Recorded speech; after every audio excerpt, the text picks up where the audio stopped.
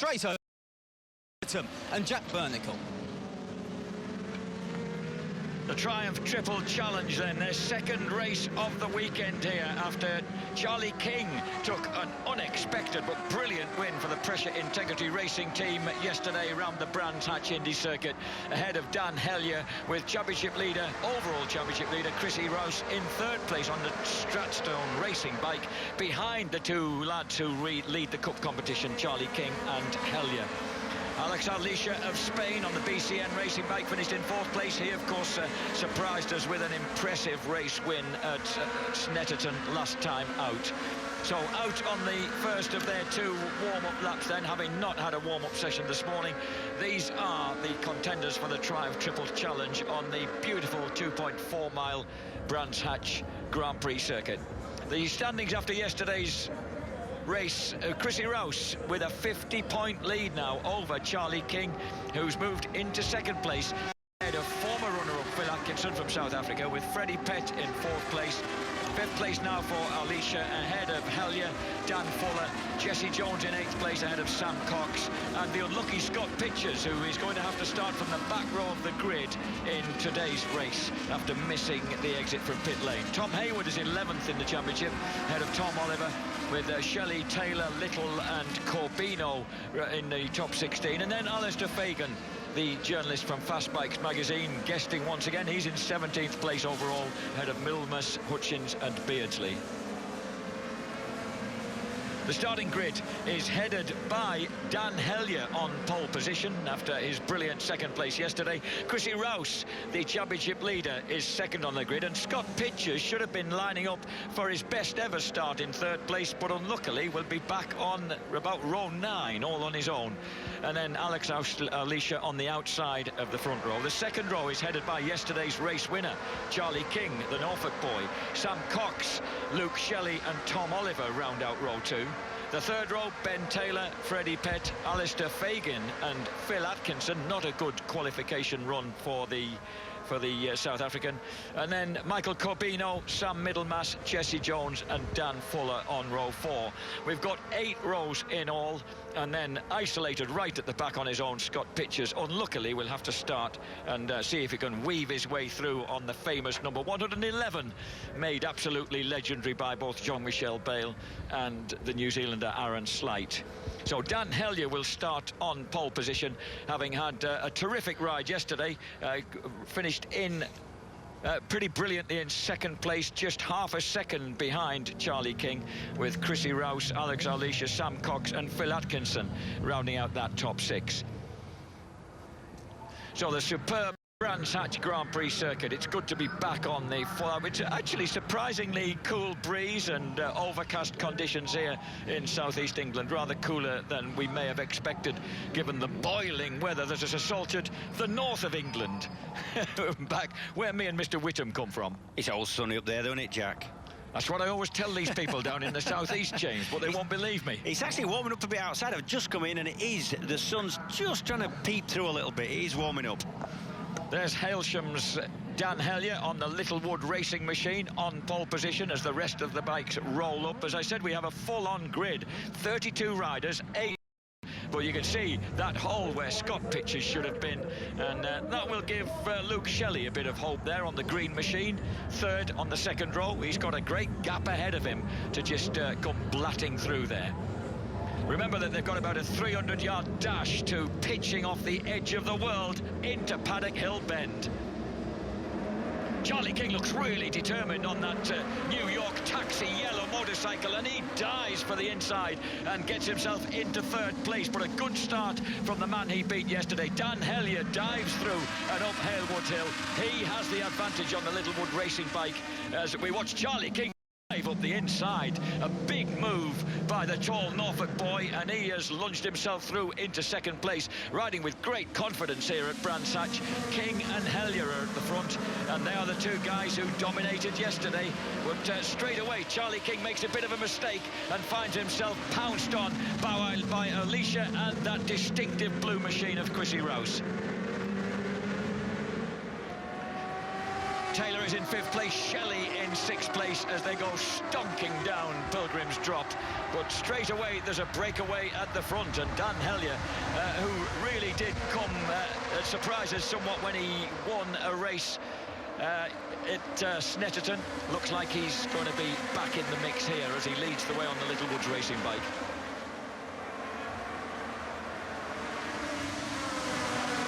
Charlie King there in 4th place, made a good start. Oh, he's up. Bike's gone way off. There must be 2 off them, because I think so, because there was a windmill of arms. There's a bike on the track, and there's a bike smack in the middle of the track, so that'll be at least there you go. Wow. Is anything fluids leaking out, any fuel? They might. Well, the safety car is out. Both riders are up, look. That's good. The safety car won't be out for long, because I didn't see any fluids on the track, Jack. That's a pretty quick descent out of Westfield, James. Is it? You don't really want to fall off there, I've got to say. I was walking around there during the Superbike qualification yesterday, James, and I was struck by I hadn't really noticed before how light the bikes get as you come out of Westfield. Absolutely, yeah, it's fantastic, and especially on a superbike we've got a lot of power, but on every bike really the thing's moving around because the track's dropping away, the bike goes light, like you say, and it's a really nice bit of track when you get it right, but quite scary if you've got a bike that doesn't handle so well. Here we go, and it's going to be right in the back of the shot. We're going to see it. So look, we're not looking at those two, we're looking at something coming across the screen nowish. Where are we? Oh, he was well back. Oh, he's going backwards already. And watch, there's somebody else going to hit the bike. There you go. Oh, completely separate incident, to be honest. I think the second rider that fell off basically panicked about seeing the first rider sat in the track, I think. They're both up and all right. So that was Little and Lund. There we are. They sound like a comic double act. Little and Lund were the guys who went down there. Number 74, Gavin Little from Bracknell on the Gavin Little Racing Triumph. And number 85, Andrew Lund from Keighley, Yorkshire boy, on the Bunton's Plant Racing Triumph. Racing no more. So as they come round now behind the safety car, it's Hellier, Alicia Rouse at the front. Lights are still on the top of the safety car, which means they're going to go out now. I suspect they're going to do, and it'll be in this next lap. So Hellier, Alicia Rouse and Charlie King currently leading the way. Incidentally, Charlie King has a 24-point lead in the Cup section of the Triumph Triple Challenge over Dan Fuller. With Jones, Pitchers and Hellier in fairly close pursuit. So Dan Hellier needs the points at the moment. He's the overall leader of the race. Yeah, the kid you mentioned already, he won the race around the Indy circuit on Friday. The lad there we're looking at, yellow bike, Charlie King. Yeah, he's from Great Yarmouth, as it happens. So it's a long way to go to anywhere. Any circuit is a long way from Great Yarmouth. I once holidayed there and I couldn't believe how far out on the limit was.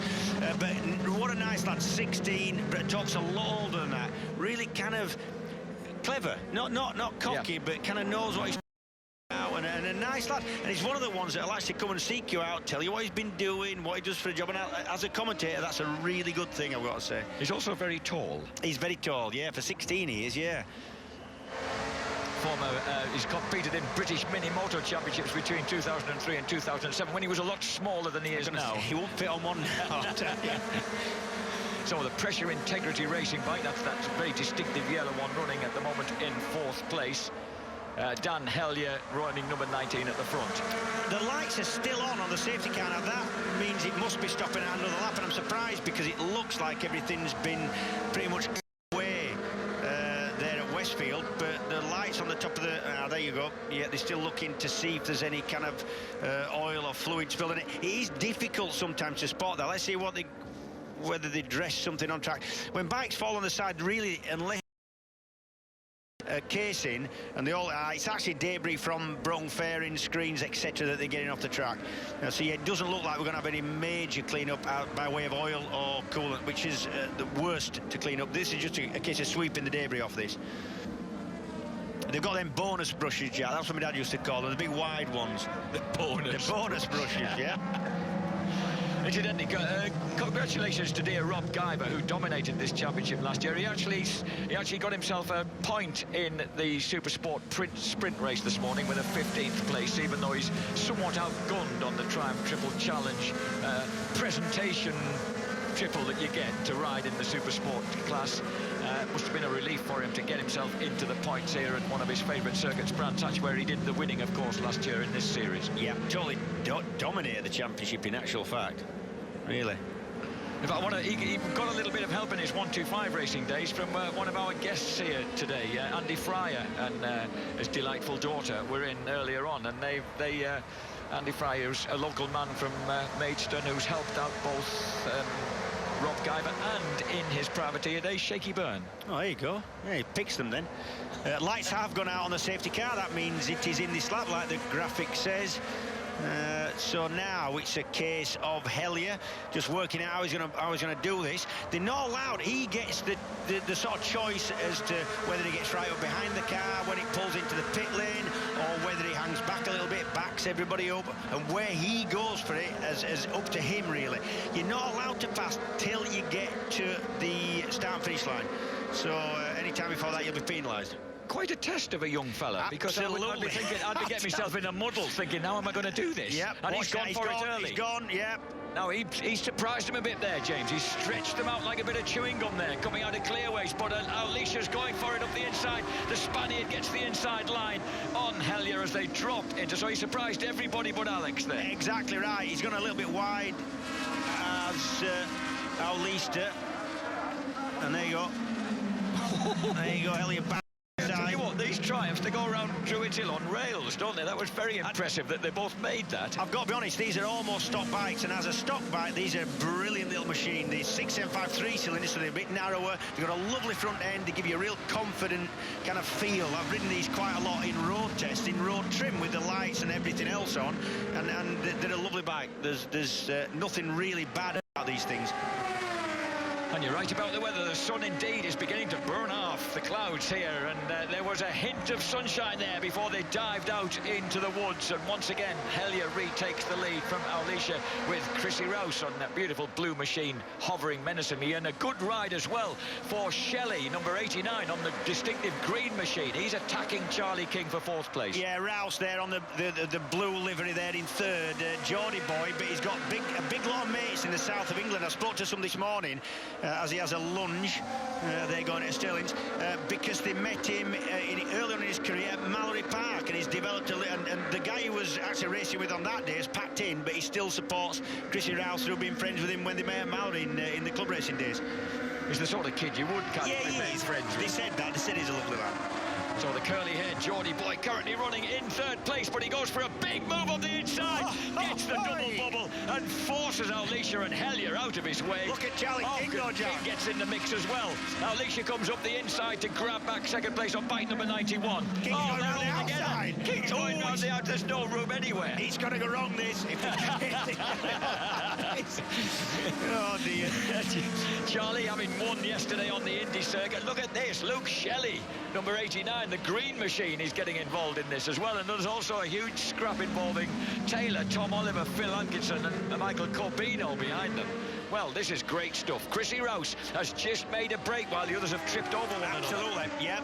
Alistair Fagan down there, number 4 in 12th. That's not a bad run for him. He's an old journal mate of mine, a road tester for a magazine.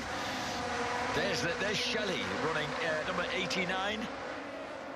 And encouraging performance by him. He's obviously finding himself like it. There's funny guys either when they like Brands Hatch, they really like Brands Hatch, yeah, and get on with it, don't they? It's one of them circuits as well, Jack. You need so much confidence in you, especially the front of the bike, but the bike set up in general, that if you're a little, hey, Charlie King makes a lunge for 3rd, it's going to work. Does it run wide? Yeah, he's kept it though. 2nd.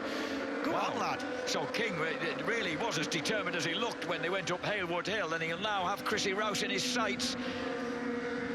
Yeah, King actually is 16. He looks 16, but he's a kind of big 16. Do you know what I mean? He does look like a bit like a paper boy when he's delivering the information to the commentary booth for us every race morning.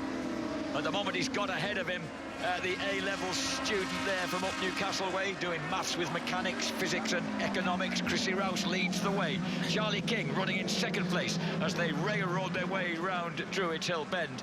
And third place now for the early leader, Dan Hellier. Fourth place, Alicia. Fifth place still for Luke Shelley. And I think it's Tom Oliver who is making a move. Tom Oliver, number 2, is beginning to close the gap on Nice Lot. He's from Colchester, the Tom Oliver Racing Triumph. Over the top of the hill, Chrissy Rouse. Can Charlie King close on him? Rouse, fastest lap of the race, 1:31.931. That's about 0.6 of a second off the spectacular lap record set in 2011 by none other than Luke Jones, who's now running well in the British Supersport class. 6 laps in out of 10 already. Chrissy Rouse, Charlie King, Hellier, Alicia. Most riders now in this championship running the very latest model of this 675 Daytona. You'll be able to tell easily because on the new one the exhaust comes out of the side, the right hand side of the bike there. We just see it in shot. On the older model, up until this year, the exhaust exited under the seat. So you leave it, and I think there is still the odd one. You're right. There's one, just one through picture. Yeah, there's not. It's an all-new bike, but there isn't a massive amount of difference in everything. It was a good bike before. Is it interesting to check the lap times as we cross the line? Chrissy Rouse there, 1:31.688, a whisker quicker that time, a 1:32.0 for King. So at the moment, Rouse looks like he's in a pretty good control of this race. Alistair Faking, as James mentioned, running very well amongst the young lads in 12th place. Yeah. There is number 4, Fagan, dropping into Druids Hill Bend and then charging down into Graham Hill's left-hander along the Cooper Straight. This one of the original parts of the very original Brands Hatch circuit as we watch Hellier hounding Charlie King. Across the top of the hill. And then dive down. This is the wonderful Pilgrim's Drop, exhilarating piece of track, and then the huge surge uphill into Hawthorne Bend. Yeah, if you see the riders out of Surtees over that crest, you've got the throttle on, the bike doesn't want to turn, so that but you don't want to shut the throttle either, and you've got to get it from going kind of left to a little bit of a right flick before Pilgrim's Drop as you drop down. And so you'll see the riders all lean their body out because they don't want to shut the throttle. The bike's got a lot of stability, it wants to go straight. That make any sense? It did. In my head it did. It made perfect sense. Spaniard nips back into third place on the white machine ahead of Dan Hellier. Hellier now has got his green friend Shelley also for company. Tom Oliver hasn't managed to really close the gap there in 6th place. Corbino 7th, Atkinson 8th, Jones in 9th, Taylor 10th. 8 out of 10 laps complete, 2 left to go for Chrissy Rouse, the championship leader.